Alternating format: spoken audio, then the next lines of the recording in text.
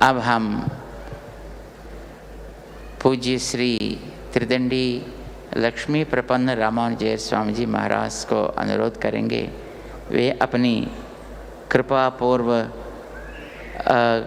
Shri सूक्तियाँ वर्षाएं। Time कितना बोलना है? टाइम कितना बोलना है? टाइम बताइए। नारायण समय कितना? उस समय हाँ कितना बोलना है? नारायण 15-20 मिनट बाद बता दिए, अतिक्रमण नहीं करें। बोलिए श्री लक्ष्मी नारायण भगवान की। श्री भाष्यकार भगवान श्री रामानुजाचार्य स्वामी जी महाराज की, श्री प्रतिवाद भयंकराचार्य स्वामी जी महाराज की, अनंताचार्य श्री गादी स्वामी जी महाराज की, परमाचार्य श्री रामकृष्णाचार्य स्वामी जी महाराज की, विश्ववंद जगदाचार्य श्रीमद विश्वक्सेनाचार्य अस्मदाचार्य पूज्य गुरुदेव श्री त्रिदंडी स्वामी जी महाराज की, श्री त्रिदंडी स्वामी जी महाराज की पावन सहस्त्राब्दी महामहोत्सव की, पावन सहस्त्राब्दी महामहोत्सव की जय जय श्री सीताराम, जय जय श्री राधे श्याम, जय जय श्री श्रीमन नारायण, जय जय श्री भाष्यकार, जय जय श्री भाष्यकार। हरि ओम। शांति शांति शांति। आवाज उठाइए, आवाज उठाइए, थोड़ा सा आवाज उठाइए। नारायण श्रीमन नारायण नारायण नारायण, श्रीमन नारायण नारायण नारायण, लक्ष्मी नारायण नारायण नारायण, लक्ष्मी नारायण नारायण नारायण, श्रीमन नारायण नारायण नारायण, श्रीमन नारायण नारायण नारायण, लक्ष्मी नारायण नारायण नारायण, लक्ष्मी नारायण नारायण नारायण,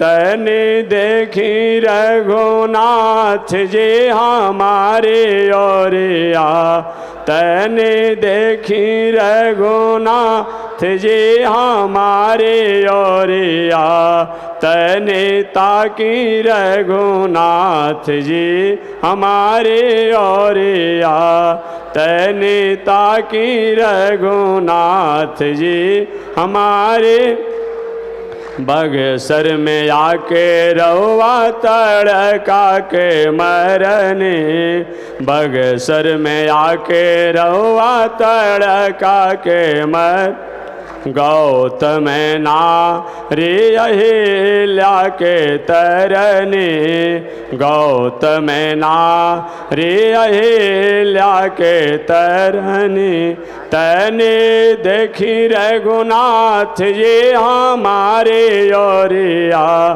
तने देखी रघुनाथ जी हमारे ओरिया, तने ताकी रघुनाथ जी हमारे ओरिया, तने ताकी रघुनाथ जी हमारे ओरिया, श्रीमन नारायण नारायण नारायण, श्रीमन नारायण नारायण नारायण, लक्ष्मी नारायण नारायण नारायण, लक्ष्मी नारायण नारायण नारायण। बोलिए श्री लक्ष्मी नारायण भगवान की। थोड़ी सी आवाज उठाइए।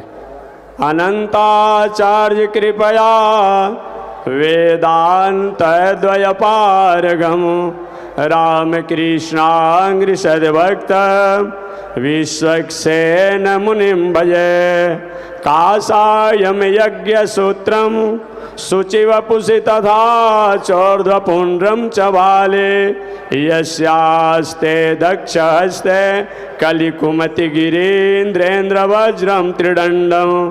संसाराग्निप्रशान्त्यै वृतजलममलं दारुपात्रं पवित्रं। श्रीविश्वक्सेन सूर्यः पदकमलयुगं श्रेयसे संश्रयामि। लक्ष्मीनाथ समारम्भां नाथयामुनमध्यमाम् अस्मदाचार्यपर्यन्तां वन्दे गुरुपरम्परां। नारायणाय विद्महे वासुदेवाय धीमहि तन्नो विष्णु प्रचोदयात्।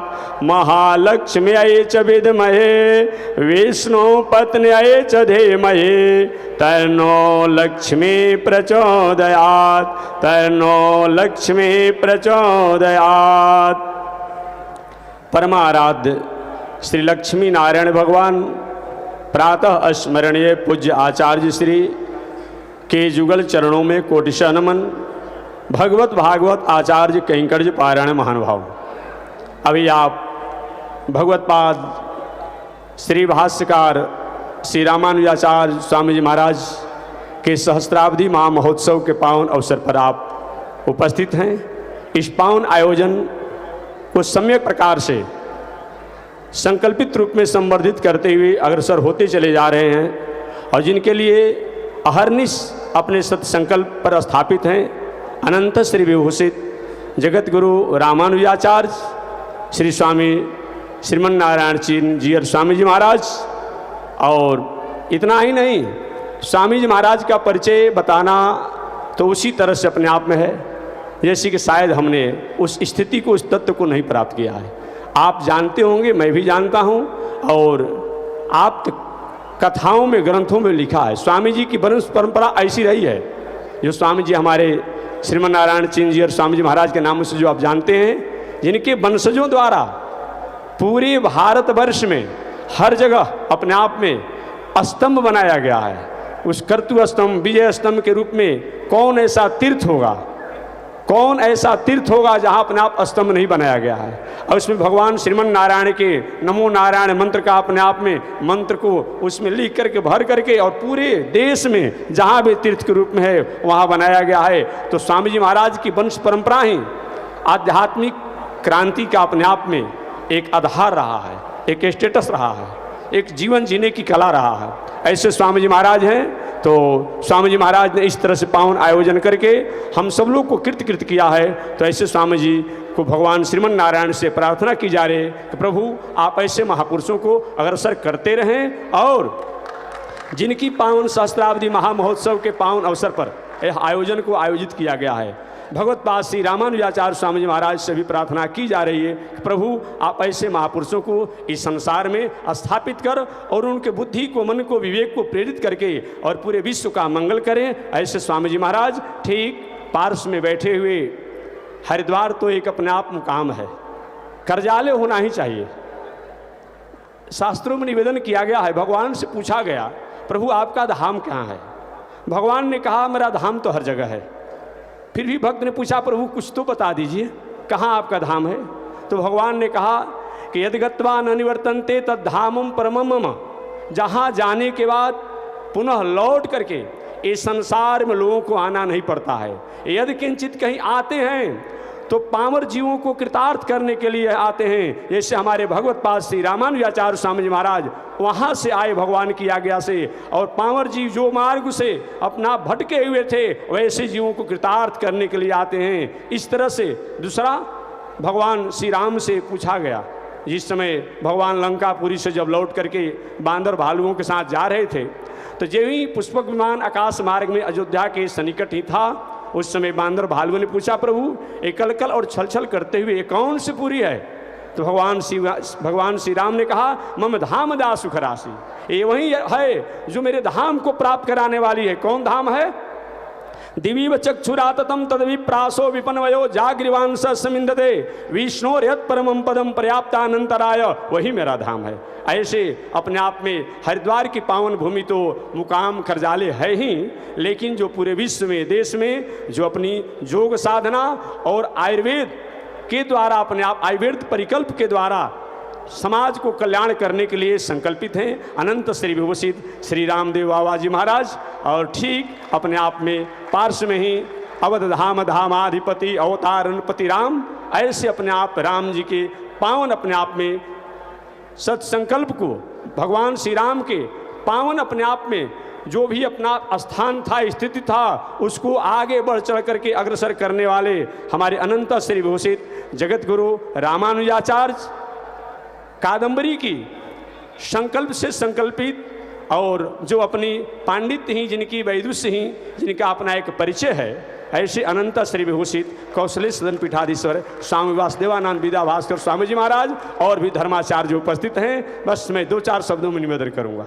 भगवत्पाद श्री रामानुजाचार्य, क्योंकि जिनका कोई आयोजन हो, विवाह हो, उन्हीं का गीत गाना अच्छा लगता है, तो मैं भगवत्पाद श्री रामानुजाचार्य स्वामी जी महाराज के बारे में निवेदन करना चाहूँगा। आखिर हैं कौन? जानने को तो आप जान रहे हैं, लेकिन मैं निवेदन करना चाहूँगा। सृष्टि के प्रारंभ में भगवान श्रीमन नारायण जो अपने सत्य काम सत्य संकल्प से इस दुनिया को प्रकट भी करते हैं, इस दुनिया को पालन भी करते हैं, इस दुनिया को संहार भी करते हैं, इस दुनिया को मोक्ष भी करते हैं। हालांकि कुछ विचारकों द्वारा, कुछ दार्शनिकों द्वारा जन्मादश शब्दों का अर्थ करते हैं कि जिसके द्वारा जन्म, पालन और संहार, लेकिन नहीं, अगर यहाँ तक अर्थ किया जाए तो शायद उन्होंने भगवत्पाद श्री रामानुजाचार्य स्वामी जी महाराज और भगवान श्रीमन नारायण की भावों को वो समझने में कृपणता करते हैं। केवल जिसके द्वारा जन्म हो और पालन हो और संहार हो, यहाँ नहीं, जिसके द्वारा जन्म होता है, पालन होता है और संहार होता है, और जिसके द्वारा मोक्ष होता है। आप पूछे महाराज संहार और मोक्ष में क्या अंतर है?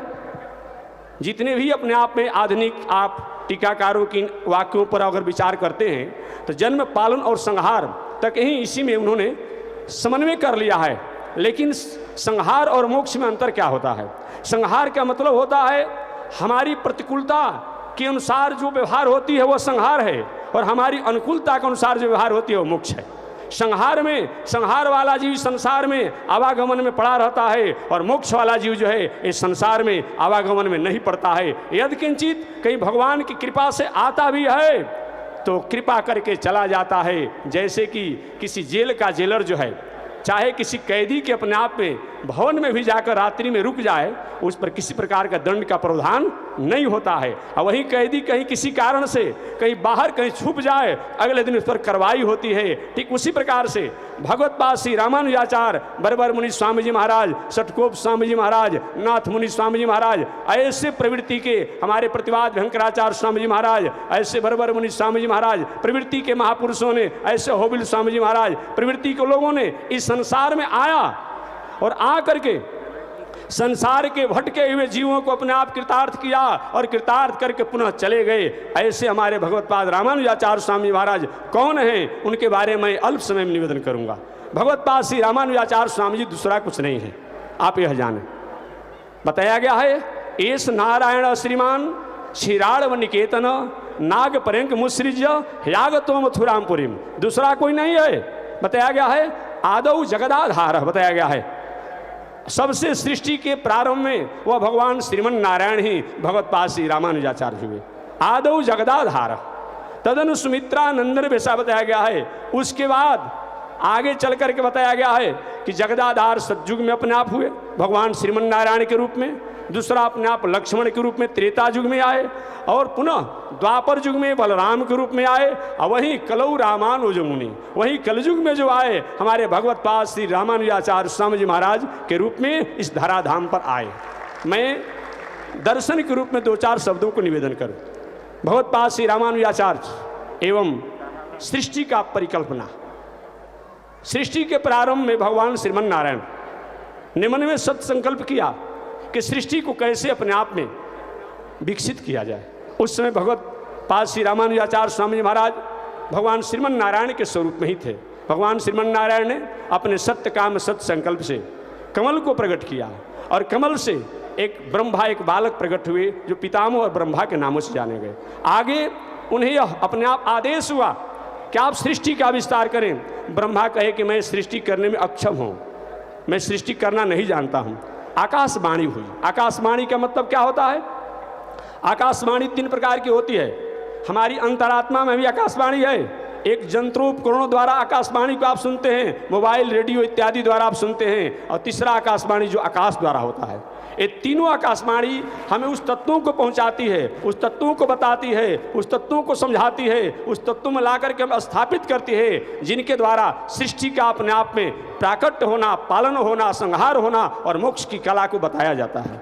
ऐसी आकाशवाणी ब्रह्मा जी को हुई कि आप तप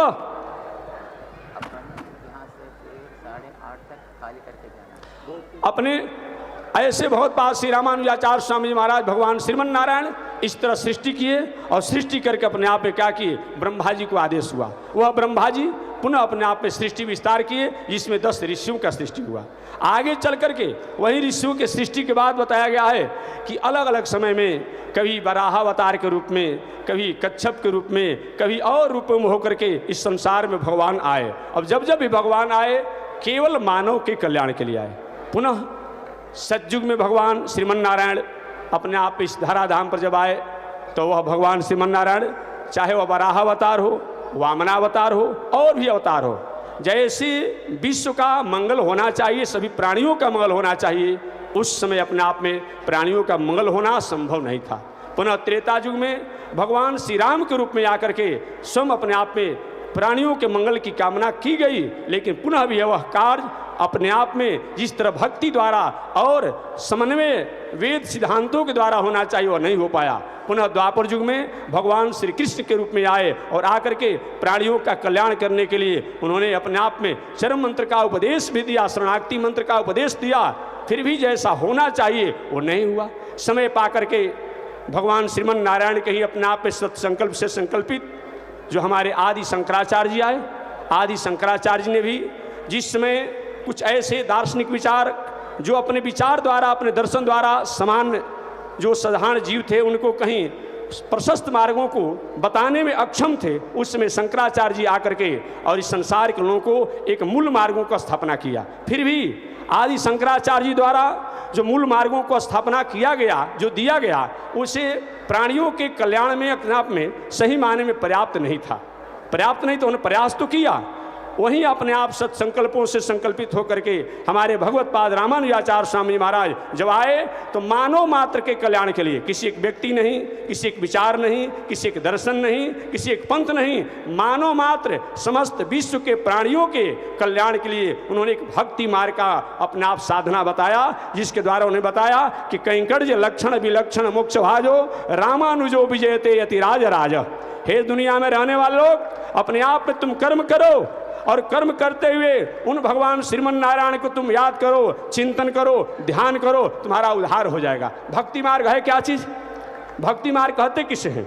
भक्ति का अर्थ होता है, व्याकरण से अगर भक्ति शब्दों को परिभाषित किया जाए तो वह सेवायाम धातु से अक्तिन प्रत्यय होकर के भजन होता है और इसी से भक्ति होती है। भक्ति का मतलब हमारे भीतर जो तेज है, भीतर जो ज्ञान है, भीतर जो विवेक है, भीतर जो ऊर्जा है, उसको प्रैक्टिकल रूप में, प्रयोग रूप में स्थापित करना, इसी का नाम क्या है? भक्ति है। अर्थात अपने कर्मों में परमात्मा की आज्ञा मान करके, अपने व्यवहारों में परमात्मा की आज्ञा मान करके, अपने आचरण में परमात्मा की आज्ञा मान करके उस कार्यों को करना, इसी का नाम भक्ति है। भक्ति में कर्म नहीं त्याग किया जाता है, भक्ति में परमात्मा से अपने जीवन को, अपनी आत्मा को, अपने मन को, अपने बुद्धि को संबंध स्थापित कर लिया जाता है, इसी का नाम भक्ति है। ऐसे भक्ति मार्ग के द्वारा भगवत्पाद श्री रामानुजाचार्य स्वामी महाराज इस धराधाम पर आज से 1000 वर्ष पहले आकर के और पूरे मानव मात्र का उद्धार किया। एक व्यक्ति ने हमसे पूछा था कि महाराज जी, रामानुजाचार्य स्वामी जी को आप जगत गुरु कहते हैं, गुरु तो बहुत हैं जगत गुरु। मैंने निवेदन किया, जगत गुरु वो व्यक्ति नहीं होता है जिसके उपदेश, जिसके संदेश, जिसके नियम, जिसके सत्संकल्प से मानव मात्र का कल्याण हो, उसी को जगत गुरु कहा जाता है। वही जगत गुरु होता है, चाहे उसके कोई शिष्य हो या न हो, उसके आदेश अभी आप जान रहे हैं। नारायण, अभी आप बस हो जाइए। जय श्रीमन नारायण। ठीक, अभी आप जान रहे हैं भगवत्पाद रामानुजाचार्य स्वामी जी महाराज के सिद्धांतों पर आज पूरा राष्ट्र जो है अपने आप सेवा कर रहा है। इसीलिए मैं निवेदन करना चाहता हूं कि भगवत्पाद रामानुजाचार्य स्वामी महाराज इस दुनिया में सबसे श्रेष्ठ मानव जीवन को जीने का श्रेष्ठ आयाम है, श्रेष्ठ आधार हैं, श्रेष्ठ स्टेशस हैं, श्रेष्ठ जीवन जीने की कला हैं। उनसे अलग दुनिया में न कोई राष्ट्र का, समाज का, विश्व का न दर्शन होता है, न कोई विचार होता है, न कोई पंथ होता है। सब कुछ होता है उन्हीं के अपने आप में कहीं न कहीं छाया लेकर के होता है। ऐसे भगवत्पाद रामानुजाचार्य स्वामी महाराज के सहस्त्राब्दी महामहोत्सव के पावन अवसर पर हम सभी मानवों का मंगल हो, कल्याण हो, इसी शब्दों के साथ मैं वाणी को विराम दे रहा हूं। जय श्रीमन्नारायण, जय श्रीमन्नारायण। जय श्रीमन्नारायण। दासोहम्स टू परम पूज्य His Holiness Lakshmi Prapanna Ramanuja Jiyar Swamiji. I now request Pujya